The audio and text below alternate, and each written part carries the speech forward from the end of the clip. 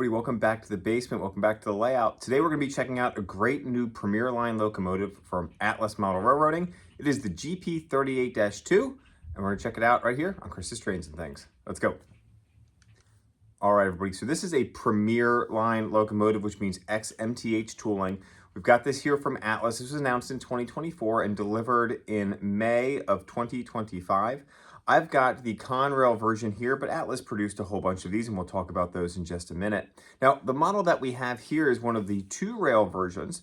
One of the nice things that Atlas does is they do offer 2-rail and 3-rail when they catalog locomotives and rolling stock. And there is an ability to convert 2-rail to running on 3-rail. Now, there's a couple extra pieces that you're going to need, and I'm going to talk about that later in this video when we actually convert the wheels on this from the scale wheels to high rail wheels for a 3-rail layout, and add those pickup rollers as well. So we'll talk about that briefly in a little while.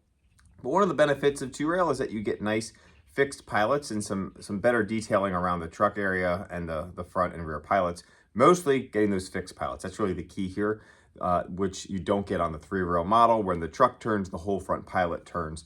We won't see that on this locomotive. We also have scale couplers on this locomotive as well. Fortunately, those will still couple with those big lobster claws. So let's go ahead and convert this locomotive over, and then we'll dive in and check it out and talk about the prototype a little bit. So we've got the GP38-2 here, and we're going to be converting this from 2-rail to 3-rail.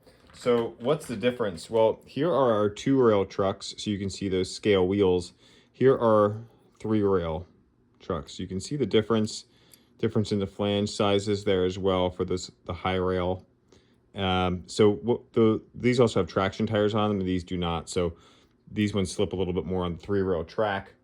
It can operate on the Gargraves. I've sent it around the layout a few times, but when you're trying to pull some heavier freight, it slips. So we're going to be converting these over. So I ended up picking up a set of these 3-rail trucks from eBay because the Atlas ones have not come in yet. So this is a fairly simple process. Now I already have the pickup rollers on here, but we're going to go ahead and take those off so we can get the truck apart. So I'm just going to go ahead and unscrew this. Just a single screw. The pickup rollers do come with the 2-rail models, so that's simple enough. Now we're going to remove just a few screws underneath this truck here. So there is, I'm going to tilt it up a little bit so you can see, small screw here, small screw here, a small screw in here. Don't confuse it with the big screw because that's going to attach the truck to the worm gear and the motor frame off. So, and then I've got a small screwdriver. I'm just going to go ahead and remove these screws. Just loosen them up. Atlas did catalog axles to convert over from 3-rail to 2-rail. They just have not come in yet. They were cataloged, I believe, with the GP38-2s. But again, that is to lubricate. There's a little hole here. That's where when you pop that screw off, and then you can lubricate that gearing. So now we've got access to all these gears. We want to make sure that we're just being careful. I've got my these are my 2 older 2-rail trucks. I've got my 3-rail truck here and another one. And I'm just going to carefully pull this out, keeping note, obviously the gearing's on one side, so that makes it fairly standard. I'm going to carefully just pop this out, just like that. And then here is the gear, and there's these 2 little flanges. So we're going to slide those apart. And then there's a little notch on these. See if I can get the light so you can see it, and I can point with this. So on the side here, there's a little notch. Just a little flange at the very end, kind of tough to see, but that's going to slide into a notch on the truck frame here. So we just kind of have to line those up, otherwise it's not going to slide in. And you're just going to just adjust it a little bit until we can get that to slide into that space. And then obviously we've got the gearing here, so you kind of have to just work its way in, and then it'll slide down into that truck frame, just like that. Then we're going to do the same thing on the back end. We're going to carefully remove this guy and slide this one in. Now, once we've done this, the only other thing to do to have it fully converted over is then to do the pickup rollers, which I've already done. So we'll just attach that back onto the truck. Got that in place. Gears are engaged. I'm going to just carefully set this guy back in place. Those screws are all still there. Take my small screwdriver and tighten those back up.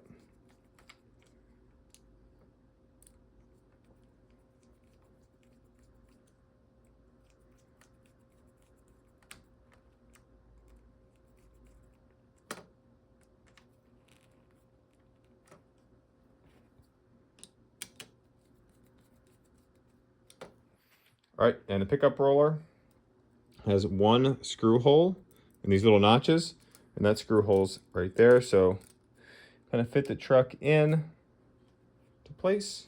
I have a screwdriver here that's got a magnet on it, so it holds the screw in place, and I'm holding it upside down. I'm gonna push the pickup roller down to get that into place, and this big one helps get it started. And I'll take a smaller, more narrow screwdriver to get it all the way in and nice and snug. There we go. Ta-da, converted. So the GP38-2 is one of EMD's most iconic locomotives. These were built between 1972 and 1986, so a 14-year build period means there's probably a lot of these out there. It was part of the second generation of diesel-electric locomotives. Over 2,200 of these were produced, serving railroads across North America with their rugged reliability. Powered by a 16-cylinder engine, they turned out about 2,000 horsepower, hence the -2 in the name, perfect for freight duties on both mainline and yard service. What made the GP38-2 so popular? Well, its versatility. Whether switching cars in the yard or pulling local freight through the mountain curves, the GP38-2 delivered. Even today, you'll still find some of these earning their keep on Class 1 and regional rail lines. Let's talk about the model itself. These are finely detailed Premier Line locomotives. You're going to have separately applied details from the roof and some different, detail parts that are making these road specific. You're also going to have separately applied handrails and grab irons along the locomotive, and then finely detailed truck side frames as well. It is a durable ABS body with die-cast truck sides and a die-cast fuel tank and pilots as well. The two-rail version that you see here does have those fixed pilots on the front and rear, and then we've got the scale Katy couplers on the front and rear as well. This does have DCC and DCS, so if you were running this as a two-rail model, you switch to DCC mode, or obviously we're running it three-rail, so we're going to switch it to DCS and the three-rail option. We add the pickup rollers to the bottom, and then we can run this on our three-rail layout. This does feature Proto Sound 3 and all the fun technology that comes along with Proto Sound 3. It does have a fan-driven smoke unit, and you just fill it from the stack on the roof. Now, this engine is about 15.5 inches in length, and it can operate on 031 curves. So it's a pretty small, we're talking about a 4-axle diesel here, so it can navigate some pretty tight curves. This one with the fixed pilots as well does navigate perfectly well on my layout, but I do have a minimum of 072 curves. So who is this model for? Well, if you're a fan of the 1970s to really modern era railroading, and if you're railroading or modeling short lines or regionals, the GP38-2 is probably a must-have. I think Atlas did an excellent job combining performance, sound, and detail into this fantastic O-scale locomotive.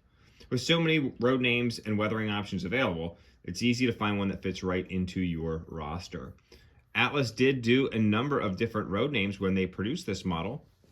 They did 2 numbers for Amtrak in a Phase 7 paint scheme, which is really popular.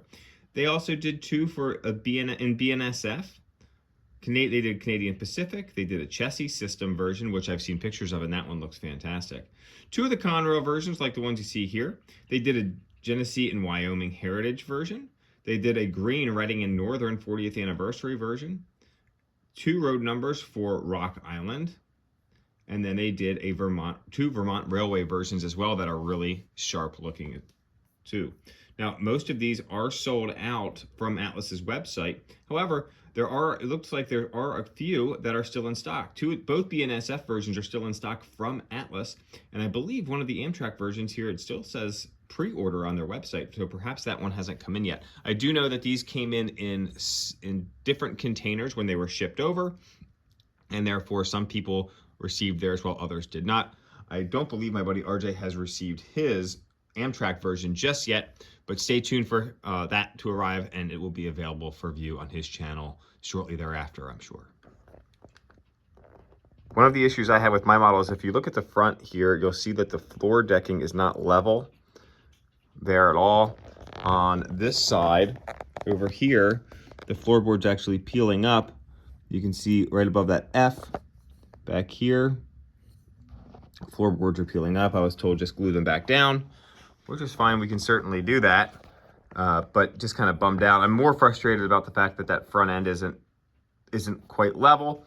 We also don't have indicator lights on or marker lights on this locomotive either. Not sure if they were supposed to or not. It also doesn't have ditch lights, which I believe is prototypical for this model, but you know, ditch lights are pretty cool. But if it's not supposed to have it, I prefer them to get the prototypical details correct. These models MSRP'd 3-rail for $659.95. Great little models here from Atlas, and a must-have for anybody modeling that 1970s to modern era.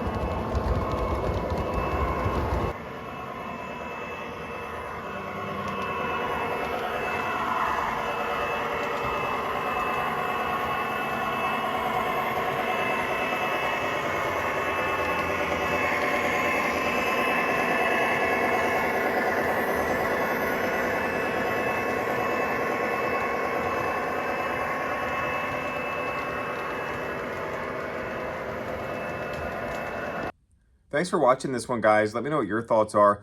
Slightly bummed out about the fact that the front of it looks a little messed up with the tread peeling up, and then it's just not level. I did reach out to Atlas about that. They said that the floor can be glued down, and essentially that do it yourself, which I can. I just wish they would have given some more guidance with that.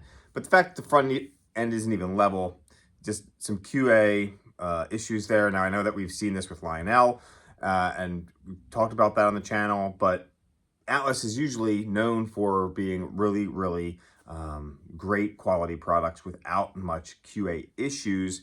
So I was a little disappointed when we saw some of the paint and the front pilot there and the floorboards and so forth, that tread. But it is what it is. When we're in this hobby and these things are produced overseas, sometimes you get some of these issues. So we'll get it patched up.